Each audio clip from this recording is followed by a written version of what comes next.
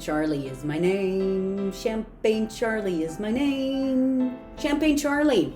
He's the guy who brought champagne to America, and his story is wilder than any tale Hollywood could ever come up with. Hello, and welcome to Locked Up and Uncorked.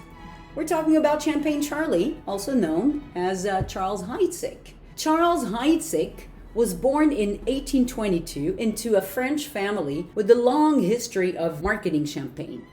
He was the son of Charles Henry, who was famous for riding into Moscow on a white stallion in 1811, just ahead of the advancing armies of Napoleon. In 1851, Charles Camille Heidsieck founded the famous firm of Charles Heidsieck, the youngest of the three Heidsieck houses, and partnered with his brother-in-law, Ernest Henriot. Together, they created the Maison of Charles Heidsieck. During the mid-19th century, it was common practice for champagne houses to go after the Russian market. But Heidsieck decided to take a different approach and instead set his sight on America. So he traveled to the US in 1852 to introduce Americans to champagne. He began touring the New York State and general New England area and started an importing firm in New York, partnering up with a local sales agent. At this time, like I said, the U.S. hadn't heard much about champagne. But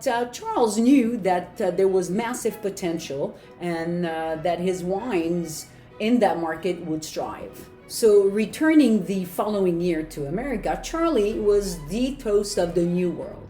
Manhattan and New Orleans high society loved the flamboyance of this great showman, and soon the U.S., as he had anticipated, became a key market for Charlie's wines. Charlie used his very charismatic, flamboyant personality and celebrity status to promote his champagne. The media affectionately named Charlie Champagne Charlie, and that was an image that he lived up to a T by dressing in the latest Parisian fashion. So he was known as a dandy and a gentleman. Basically, women wanted him and men wanted to be him. Sadly, Charles' success was very short-lived. What he didn't know was that his champagne brand was soon about to become a casualty of the most devastating war in American history, namely the Civil War.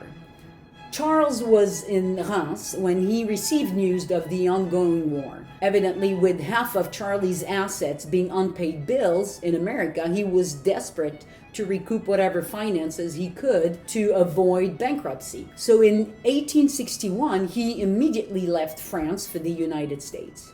When he finally contacted his local sales agent, he was informed that the American Congress had allegedly passed a new law that absolved the agent from paying the unpaid accounts. So seeking compensation directly from the champagne merchants in New Orleans, he traveled to the south. When he reached his destination, he discovered that the entire city was near bankrupt. The only repayment he could find was an offer from a merchant that had a warehouse full of cotton. Back then, cotton was in high demand in Europe, and so Charles decided to reduce his loss by taking this form of payment, which he thought was a fair trade. To avoid the Union blockade, he arranged to have the cotton smuggled to Europe with ships taking two different routes. Unfortunately for him, they both got intercepted and sunk. Realizing that he needed to get out of America, he contacted the French consul and asked for help chartering a boat from Cuba or Mexico. The consul handed him a diplomatic pouch to take to New Orleans consulate. By the time he returned to New Orleans on May 5th, 1862, the city was under Union rule.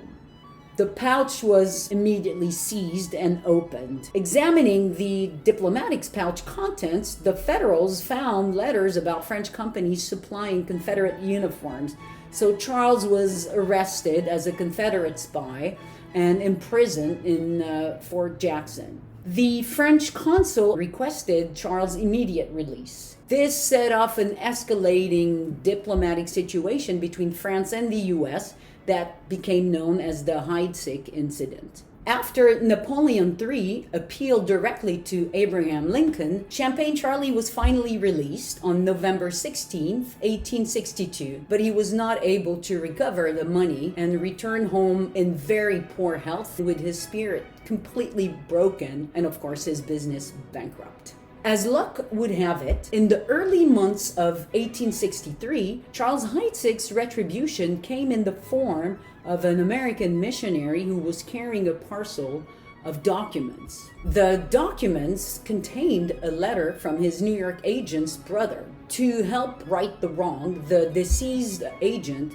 had left Heidsieck a number of deeds for what amounted to a large holdings of land in the state of Colorado, specifically in an area that had been undergoing tremendous expansion and would soon become known as the city of Denver. Within a few years, Charles was able to repay his debts after selling the land. He also found himself with more than enough capital to relaunch his firm, Charles Heidsieck. Just like that, Charles Heidsieck quickly reestablished its position as one of the top champagne houses in France and in the world. Champagne Charlie was a very wealthy man when he died at age 71 in 1893. Champagne Charlie became something of a legend. In 1866, a music hall performer, George Leybourne, wrote a song called Champagne Charlie. It became so big that he was paid by Moet and Chandon to have their company name worked into the lyrics. Champagne Charlie's adventures were immortalized in a 1989 Canadian television film called Champagne Charlie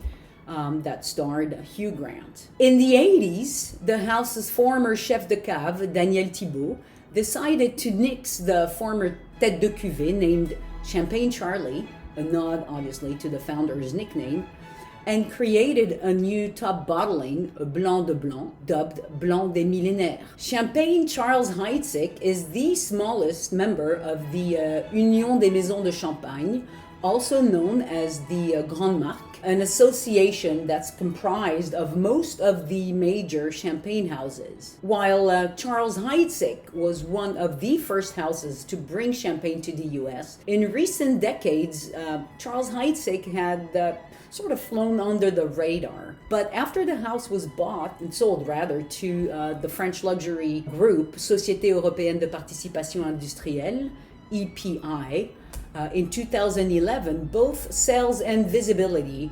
went back on track. Today, Charles Heidsieck remains one of the most sought-after champagne brands in the industry.